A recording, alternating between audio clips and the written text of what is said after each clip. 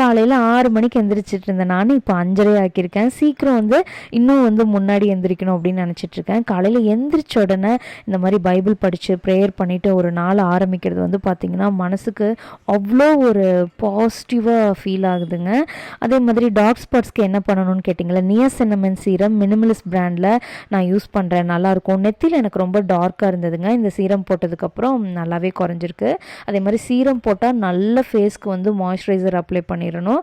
அதே மாதிரி நான் எப்போவுமே மார்னிங் போனோன்னே இந்த சோஃபாவில் உட்காந்து கொஞ்ச நேரம் வந்து பார்த்திங்கன்னா நல்லா வந்து வீடியோஸ் எல்லாம் எடிட் பண்ணுறது, கமெண்ட்ஸ் நைட் யாராவது பண்ணியிருந்தால் ரிப்ளை பண்ணாமல் இருக்கிறதுக்கு ரிப்ளை பண்ணுறது, அந்த மாதிரி கொஞ்சம் நேரம் உட்காந்து என்னோடய இன்ஸ்டாகிராமையும் என்னோடய யூடியூப்பையும் தான் காலையில் பார்ப்பேன்.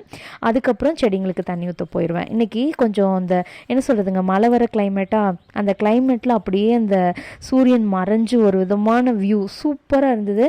ஒவ்வொரு நாள் மார்னிங்கும் ஒவ்வொரு மாதிரி இருக்கும். நான் வேணால் டெய்லி உங்களோட அந்த மார்னிங் எப்படி இருந்ததுன்னு வீடியோவில் ஷேர் பண்ணிக்கிறேன். கீழே போனதுக்கப்புறம் இன்றைக்கி சண்டே வந்து கறி வாங்கிட்டு வர சொல்லியிருந்தாங்க. கூடவே வந்து கொஞ்சம் சில பல பொருட்கள் வாங்கிட்டு வீட்டுக்கு வந்தாச்சு. இந்த வீடியோ பிடிச்சிருந்தா லைக் பண்ணிடுங்க. அப்படியே நம்ம சேனலை சப்ஸ்கிரைப் பண்ணி சப்போர்ட் பண்ணுங்கள். தேங்க்யூ ஃபார் வாட்சிங்.